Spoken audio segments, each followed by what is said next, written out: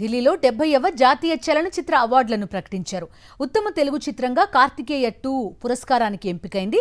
ఉత్తమ కన్నడ చిత్రంగా KGF 2, ఉత్తమ తమిళ చిత్రంగా పొన్నియిన్ సెల్వన్ పార్ట్ 1, ఉత్తమ హిందీ చిత్రంగా గుల్మోహర్ అవార్డులు దక్కించుకున్నాయి.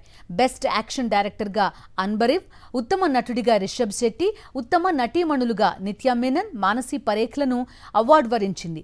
ఉత్తమ సంగీత దర్శకుడిగా ప్రీతం అవార్డుకు ఎంపికయ్యారు. 70వ జాతీయ చలనచిత్ర పురస్కారాల్లో ఉత్తమ తెలుగు చిత్రంగా కార్తికేయ 2 ఎంపిక కావడంపై హీరో నిఖిల్ ఆనందం వ్యక్తం చేశాడు. దర్శకుడు చందు మొండేటిపై ప్రశంసలు కురిపించాడు. తన చిత్ర యూనిట్కు శుభాకాంక్షలు చెప్పాడు.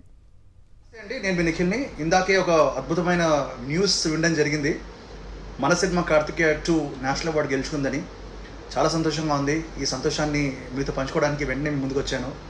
ఈ సినిమా ఇంత సక్సెస్ఫుల్ అవ్వడం అండ్ ఈ అవార్డు రావడానికి క్రెడిట్ మా ఎంటైర్ టీమ్ అండి. మా ప్రొడ్యూసర్స్ అభిషేక్ అగర్వాల్ గారు, విశ్వప్రసాద్ గారు, వివేక్ గారు, అలాగే my brother, my man, my director Chandu Mondeti గారు ఇంత మంచి సినిమాని తీసి ఆయన రాశారు. అలాగే మా హీరోయిన్ అనుపమ పరమేశ్వరన్, మా మ్యూజిక్ డైరెక్టర్ కాలభైరవ, ఇంకా పేరు పేరున అందరికీ థ్యాంక్స్ చెప్పుకోవాలి. మా డిఓపి కార్తిక్ ఘట్టంనేని అందరికీ థ్యాంక్స్ చెప్పుకోవాలి.